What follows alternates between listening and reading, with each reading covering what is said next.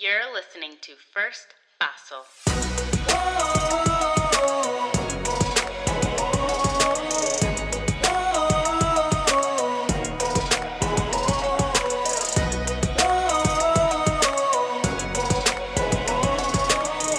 Because sometimes you simply need someone to help you take that first basel. Hello and welcome to First Basel, a show where we learn together how to take that first basel toward becoming the best versions of ourselves.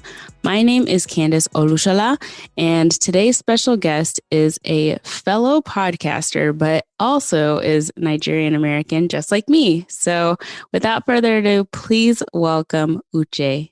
How are you doing, man? Hey, thank you so much for having me on your podcast. I really do appreciate it. I am doing well. How about yourself?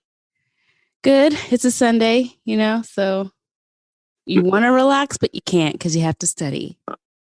I know. Typical. I know the exact same struggle. I've been there and I'm still there. Yes. Struggle. Yeah. What are you studying? So I'm trying to get back into school. I already have my master's in health administration, but I'm trying to go back to get a second master's in philosophy. So I'm trying to study for the GRE. So yeah. Nice. Good luck with that. We'll definitely be praying about that, man. Thank you. Appreciate it. You're gonna do awesome. Thank you. And how has life with COVID been where you are? You're located in the DMV area, kind of around there? No, I'm actually in Houston, Texas. Oh, you're in Texas? Yeah, I am. Actually, it's really interesting because I feel like Texas is really different from the rest of the world, at least the rest of America, because here I don't feel like there's any type of lockdown. We don't even have to wear masks anymore, like everything. It looks like business as usual to me. So, and I was in Chicago earlier this year and it was like ghost town, and I have family in California and certain places are ghost town. So it's really interestingly different. That is so wild. Are people still wearing their masks though in Texas? I feel like. From my understanding, I think the governor made that optional for businesses, but you don't have to wear masks, from my understanding. So, like my gym, the one that I go to, you don't have to wear a mask, but you're recommended to. So I have not been wearing my mask ever since then, and nobody's stopping me. Yeah. But you will see people wearing masks in public places here and there just for their own precaution. I gotcha. Okay. That's cool. I'm glad that businesses are still doing like, if you feel most comfortable, we're not going to say, don't you dare wear a mask because we lifted that, let people have that option. So that's really good that they have that. So I'm really curious about what for you is a first basso or first step experience for you and how it's impacted your life. I feel like I've had a few passo experiences, but anyway, I'm gonna just go ahead and give like a quick introduction of myself. My name is Uche. I am a podcaster. Name of my podcast is Let's Talk About Us with Uche. I also do have my podcast available on YouTube. So for anybody who's not familiar with podcasts, you can also find me on YouTube. Let's Talk About Us with Uche, UCHE. I am Nigerian American, born in Nigeria, and I moved to America at a young age, and I've been living here since then. I feel like I've had a lot of passive experiences. I feel like the one that stands out the most is probably the one that I had back in 2013. 2013, I call it my U year, my year of you, sorry. So basically I was going downhill and I had to turn around. The curve had to go up, like the opposite direction. I don't know if that makes sense. Yeah. But a lot of things happened to me in 2013, man. Like graduating from with my associate's degree, falling out with some family members, taking charge of my life, joining the military, dropping out of school, being homeless. It was a hot mess in 2013. But that was definitely, I would say that was definitely my most memorable pasto experience out of all of them. Wow. Can you unpack that? Like, you mentioned that you had even been homeless at some point that year. So like, can you kind of unpack how you got there and maybe how you were feeling at that time and things that you did to make it that year of you? There's a lot of things to unpack there. So essentially, what happened is I didn't grow up with my parents. I was born in Nigeria. My parents moved to America without me. There's some family drama trials there. You know, if you're Nigerian, you're probably familiar with some of these family toxicities and things like that. So I grew up apart from them. Eventually, I did move to America, and broken family issues. I feel like I always felt like my parents, whatever unresolved problems that they had with each other, you know, from their past lives and from a failed marriage, just kind of transferred towards the kids. And I feel like I got the bottom of it the most because I'm the only kid that did not grow with them. You know, my siblings were born and raised in the same household. So, of course, they had that initial bond, you know, mother child, father child relationship that I didn't have. Mm. So, with the awkwardness of living under the roof of a stranger who was supposed to be my parent, and also a lot of that toxicity is spewing over to me. It didn't really sit well with me. So I grew up with a lot of low self-esteem. I was very depressed as a child. I had so many mental health issues as a child. And of course, if you're Nigerian, you already know that in a Nigerian household, mental health is a hush hush thing. You know, they look at you like you're crazy. So a lot of that hurt was building up. And also growing up with low self-esteem, I was really desperate to prove myself to my parents. I was losing myself basically to prove myself. You know, like I wanted to prove that I was good enough. I wanted to prove that I'm the son that you deserve. You know, things like that. Especially considering some of the negative words and that I've heard from my parents, from my mom, my dad. You're not good enough. My dad compared me with my mom compared me with my dad. You know, people that they hate and things like that. So, and I was just going through a lot. In 2013, I had a fight with my mother. We broke apart. After she lives somewhere in Illinois, and I remember after I graduated with my associates, I got on the plane, went to Illinois to help her out. And my relationship with my mother is a very toxic one. It's always been a toxic one, but it was more so from a very inferior perspective, me anyway. Like I always felt inferior to her. I would walk around eggshell around her because you could not offend the queen, you know. So I had to make sure that everything she said I would do. You know, basically I was kissing, excuse my language, but that's basically what I was doing. And that was not really me. But it got to a point in that time that it was like, okay, this is not me. We had a fight and I was done. I was like, okay, all my life I tried so hard to prove to you and you still don't see it, you know. So I was done with that and I came back to California and experienced homelessness because I had gotten rid of my job, my home, you know, to move to Chicago to help her out. So I was homeless for a while. I was lucky enough that some family friends took me in. And then that's where I was when I transferred to a 4-year university. And I was there starting, I believe, August, September. I don't remember, in Southern California. And eventually I got kicked out from school because I didn't have the money. I didn't have the funds.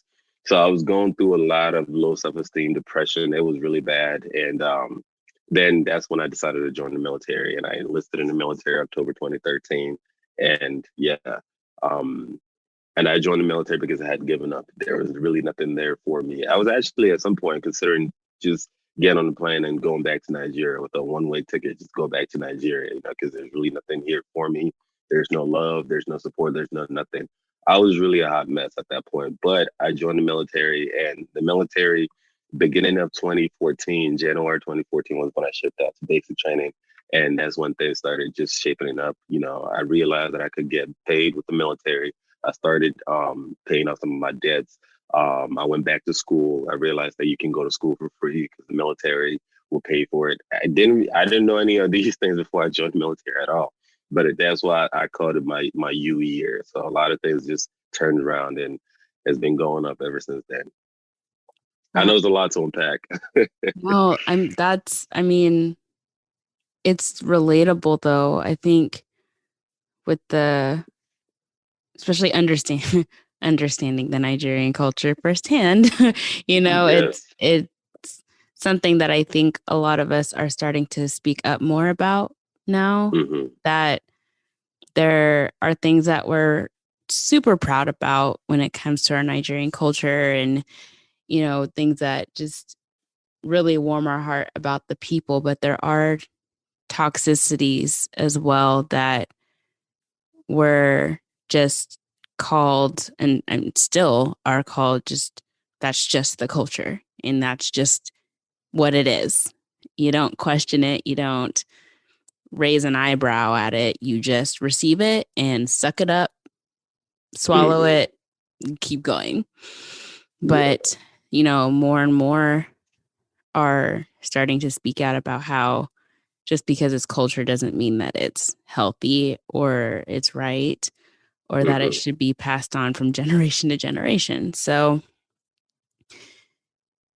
the experience in the military, how did you turn to the military? Like, how did you just go, I'm going to join the military? Was there something that was advertised? Did someone speak to you? Did you just pick something random and go for that? Or was there something specific about the military that drew you to even making that decision? Honestly, the quickest, simple answer and also cliche is God, the universe. I really do think it's the universe.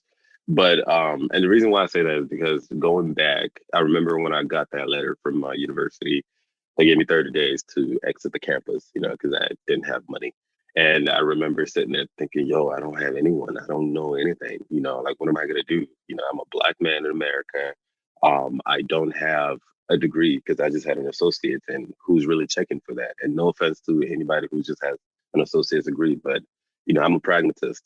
You know, Getting a job, a fulfilling job, career with an associate's degree is really nothing. So I felt naked in a way. And I remember sitting there in my college dorm, just thinking to myself, like, yo, what am I going to do?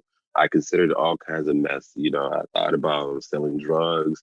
I thought about just, moving to downtown LA and maybe selling my body or something like that. All kinds of things, man. Yeah, I know that got really dark. It got really, really, really dark. And it took me a while to open up about these things. It took me years of therapy for me actually keep it real because I know there's a lot of people who could be going through the same thing or even worse. So I thought about all kinds of mess in my head. And I just remember getting on Google and just looking for military branches near me. And I remember there's one in Brea, California. I was in Fullerton at the time, actually. That's where I was going to school.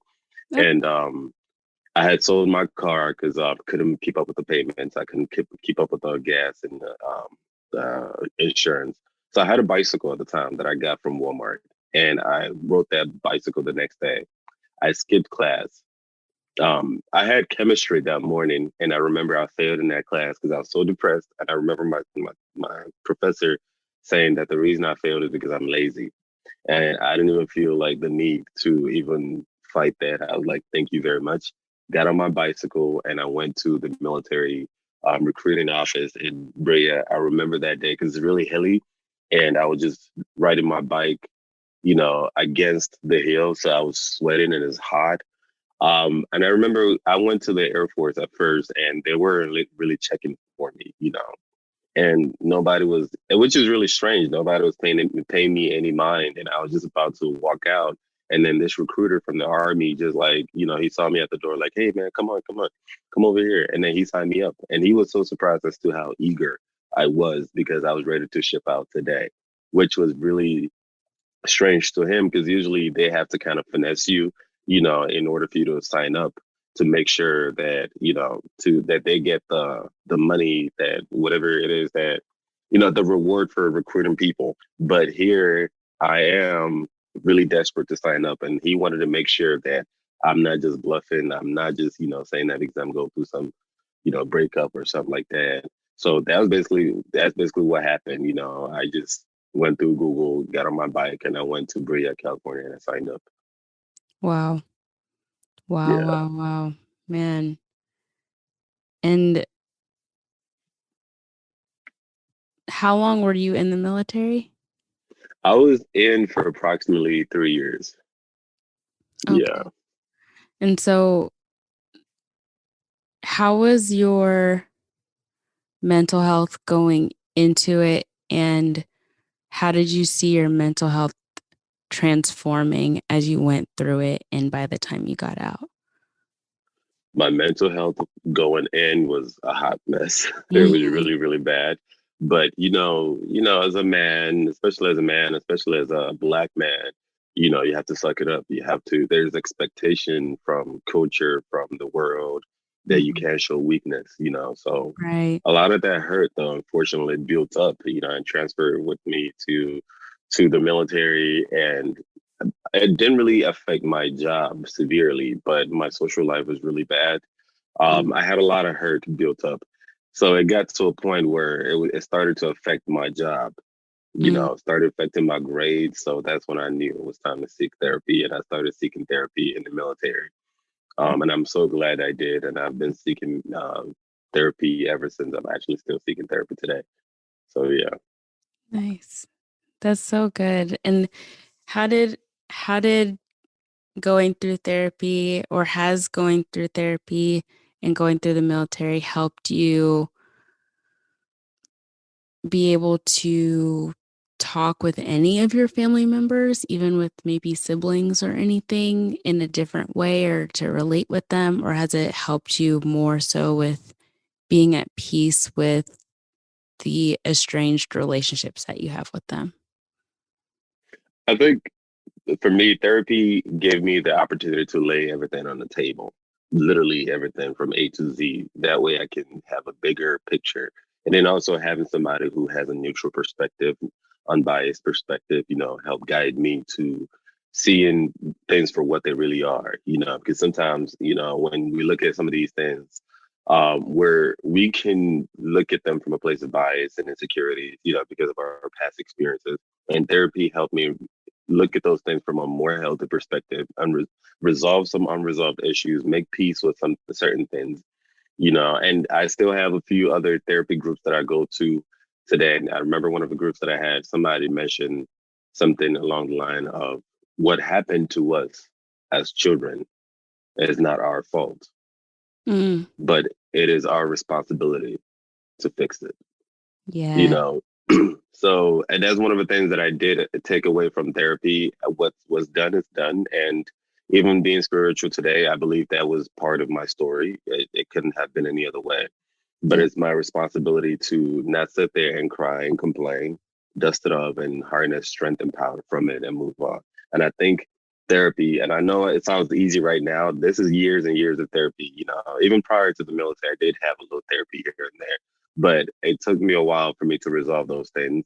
And mm, eventually I did reach out to my sisters, and we made amends for the most part. There's still some unresolved issues there, but I'm in a much healthier place today to move on, and thanks to therapy. And of course, the military did help with my financial and, professional, and of course, academic life, because it kind of set me straight.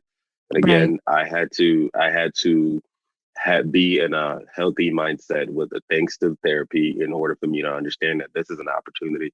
This is a golden opportunity that I have here that I can also harness strength and power from. So I was able to utilize the military as much as possible, finish my undergrad, and basically prepare myself for the real world after the military. Yeah. And now you've got a master's afterwards. Yes, ma'am. And I mean, that is just so amazing that, you would be at such a low before going into the military, and then coming out, you end up stepping into getting a master's, and you're planning on getting another one. And that's just it's just such a powerful thing to hear, because I think a lot of people wonder if there's how far up can I even go? Can I get up from where I am right now? Like, this is such a low, dark, lonely space of life that I'm in. And the idea that it could get any better than this is beyond my mental capacity to even envision, or even my emotional capacity to receive as a possibility for someone like me. Right. And Mhm.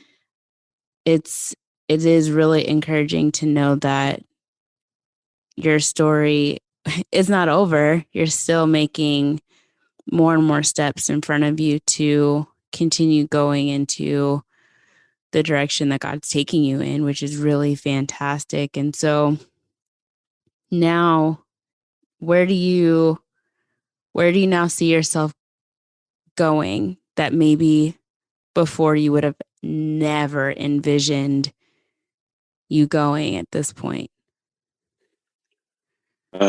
That's a loaded question.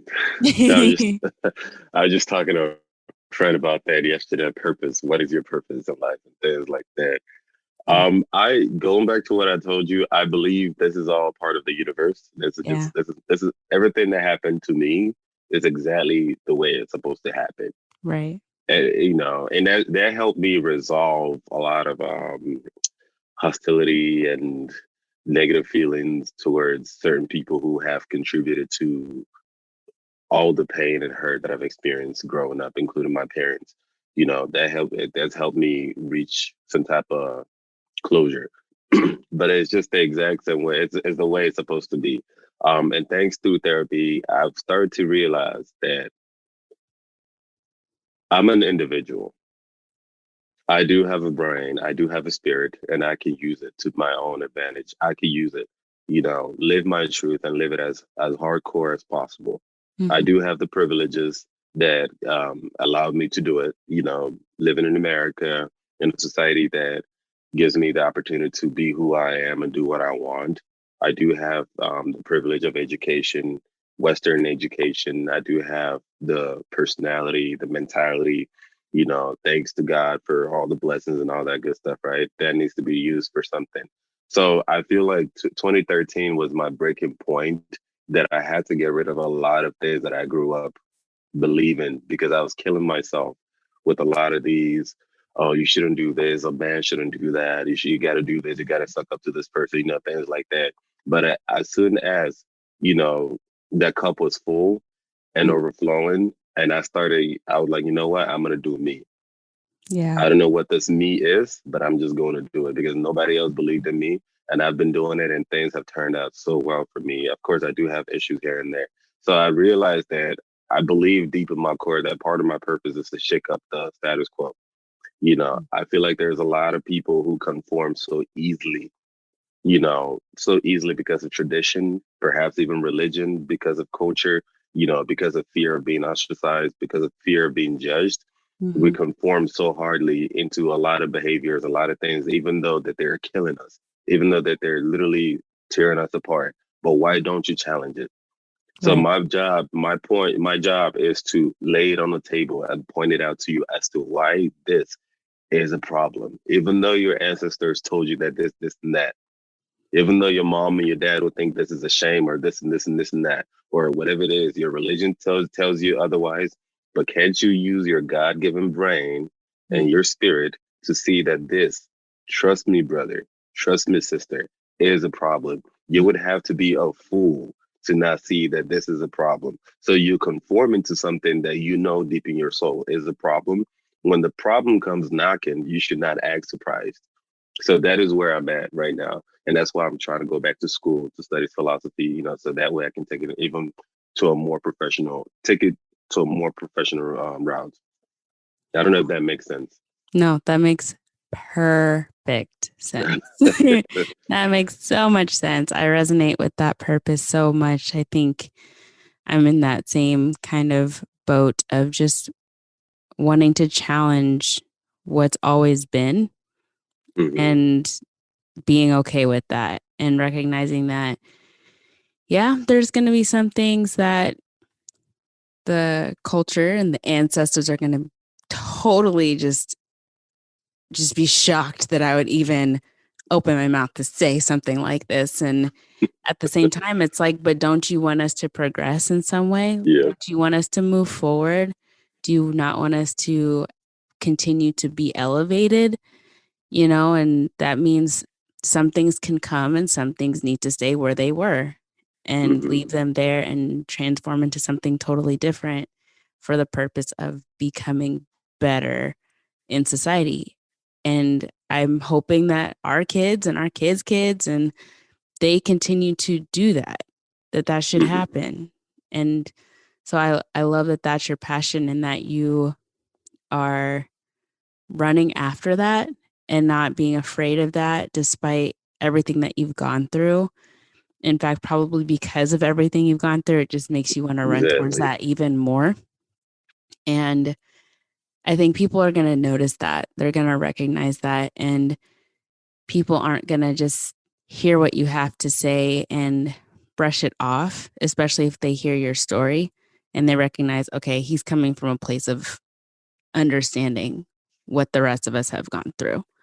You know, you're not just making up stuff off top of your head, but you're truly taking your academic knowledge about it and your personal experience and putting them together and laying it all out for people to make sense of all of that. So, yes.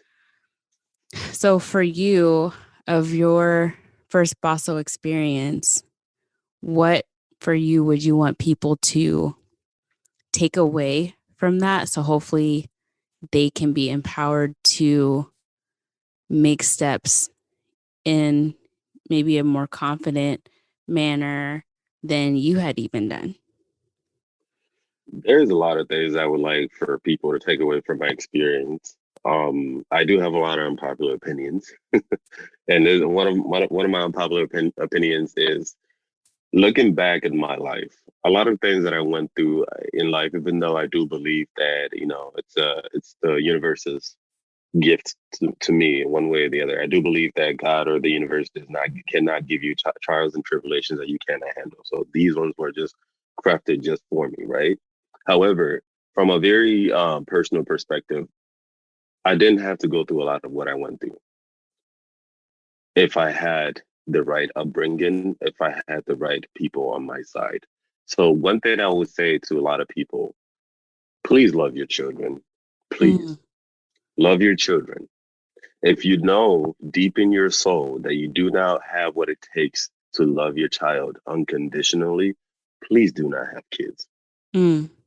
Because you are committing a crime, not just legally, but against the universe. You are bringing a whole soul into a world that's already has all kinds of nonsense going on, right? Wouldn't you want to prepare that child for the best, to give them a head start? And I truly believe, and I talked about this on one of my podcast episodes, the number one gift you can give to your child is confidence. If you can make your child understand that they matter, they are not a mistake. They have every right to be here. That child will go far in life. Wow. They would not kiss. They will believe in themselves. It doesn't even matter if that child is a boy or a girl, white or black, born in America or Nigeria or anywhere else. If that child can believe in themselves, because I believe everybody has a story. The universe offers everybody everything, right? You make what you can with what you have where you're at, right? That kid will be able to see what they have and make something with it where they're at. Doesn't matter who that kid is. And that's something that was missing. So I would say that's one thing I would say for people to take away from that. It is hurtful for you if you cannot, before you have children, heal from your brokenness. That's nothing to please heal from your brokenness. Left with me alone, I would say that mental health should be law. That's just me. I think one of the issues with mental health, especially in the Black community, especially with Black men, is that the stigma. You know what I mean? Yes. Why would I tell people that I'm seeing a therapist? That makes me look weak. But if everybody's forced to do it, then it's, there's nothing to hide, right? Right. There's a lot of hurts in the world. Where does the hurt go? Hurt people, right? So it is your job to heal from your brokenness before you have a child. Because if you haven't caught yourself, if you can't catch yourself, how in the world do you expect to catch an innocent soul that is dependent on you? So that's one thing I would say. I would say for people to take away from it, and also for people who unfortunately do not have that head start, where they didn't have love, they didn't have acceptance, they didn't have validation, they didn't have all those attention, those little integrated things that we need from our parents, right? It is also not too late for you. You can go on a path of soul searching. If you can understand who you are, and again, I talked about this on that particular podcast episode. If you can understand who you are, walk on your own path of truth, and soul search and find who you are, a lot of people, believe it or not, including the prettiest of the prettiest, including the smartest of the smartest in our society, do not have a sense of self, or at least Mm-hmm. a strong sense of self. If you know who you are, when the winds blow from north, south, east, west, you will stand tall. If you can walk on that, and part of the things that you can do is your network. It's part of how you can do that is your network. You are the average of the five people you hang out with the most or you're closest with. Work in yourself, live your truth, right? And always strive to grow. And one of the ways to do it is by being picky, the people that you let into your circle. If they're not helping you to grow, they gotta go. So work in yourself and be confident in yourself and know how to so that when the universe presents the raw materials for you to grow, you will recognize them right away and you know exactly what to do with them. That's what I happen to have done, right? Yeah. And that's the path that I had taken, with the joining the military and even after the military. So those are key things that I think people should be able to take away from my story. Wow. I love all of those. I love all of that. I can touch and agree with all of those things. That's something I've been thinking a lot about, especially last year, just the process of being being comfortable with you outside of what everyone else says about you or has said to you about you, or just to say, who am I? And to be confident in how you respond to that question based on your own time with self. That's so important. And the need to be a whole person, to bring a whole person into the world. Hello. Like, I can't have fragmented people trying to bring whole people into the world. Like, that's, you're absolutely right when it comes to that, and how it's just so incriminating to do that to kids. And then people wonder why people end up the way they are as adults. And then they try to blame the adults. And if you go back far enough, you'll find out where it came from or what affected them to be how they are now. But you're also right in that just because something happened doesn't mean you can't move on from that, or you can't grow from that, or you can't learn from that, or you can't be elevated to better. And I just want to encourage my listeners to really take your advice to heart, because I think, especially after the pandemic, a lot of people are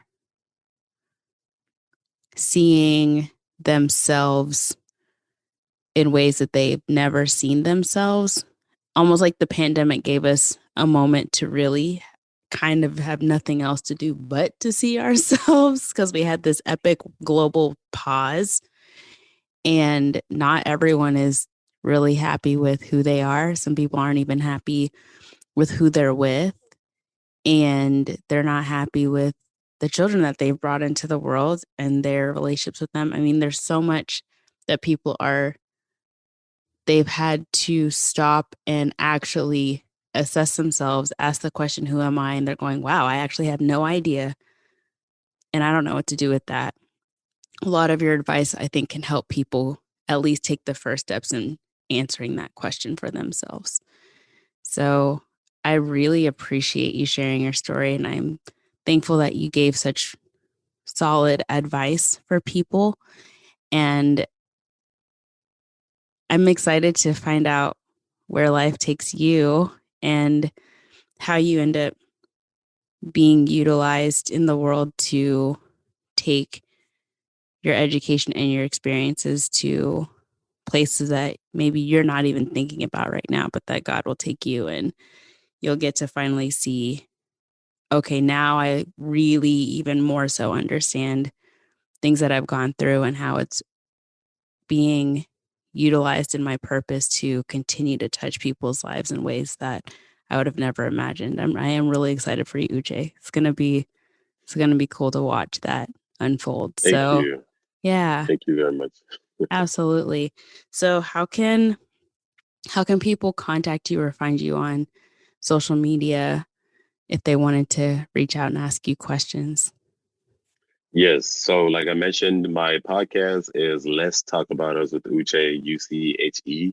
Also, I do have a YouTube channel, Let's Talk About Us with Uche, UCHE. My social media, Instagram and Facebook are Let's Talk with Uche. And you can always send me an email at let's talk with uche@gmail.com. All right. Sounds And good. I also do have a website. It is www.letstalk letstalkaboutus.org. Letstalkaboutus.org. Okay. Let's talk about us.org. Sweet. Awesome, guys. So please reach out to Uche. He's very candid and will be straight with you and will be really encouraging as well. So if you ever have questions or want advice or just want to listen to his podcast as well and support his venture, follow his story even further, please go support him. I always love getting to promote other podcasters because I know how it is out in these podcast streets. And so I'm really excited to be able to interview a fellow podcaster and really get to promote your work as well. So please go support him and listen to his content and continue to reach out to him as well. I'm sure he would love to hear from you guys. And thank you guys so much for listening to today's episode. If there are any topics that you want covered in the future, any situations you want addressed, any questions you have, please shoot me a DM, post them on my socials. You can tag me at First Bossel. You can also text me at 859-800-3396. And if you're related to any part of Uche's story, please share those with me, share those with him. We love to kind of hear from our audience and see how people are really resonating with the stories that are told here. And if you want to continue to support this podcast, go to www.firstbosso.com and you can find a variety of ways to support. One of the best ways to support is just subscribing, rating, leaving a review, and sharing the episode with people and sharing with them why you loved it so much. So I really appreciate all the support that I've had so far. And I hope you guys continue to stay safe. And if you have questions about anything related to the pandemic, keep them coming. I'm loving answering your questions, guys. So I would love to hear more from you guys. Make sure everyone's still okay. And make sure that you take care of your mental health as well. If you didn't get anything else from this episode, make sure your mental health is taken care of. And don't be afraid to reach out to professionals for that help, because just as much as you need to make sure your leg is working, you need to make sure your mind is working as well. So you guys take care. And Uche, we will talk soon. And good luck with everything. Thank you very much, Candace. I really do appreciate being on your podcast. It definitely is an honor. And I do look forward to more interactions. Thank you. Absolutely. Thank you. You take care. Bye. Bye-bye.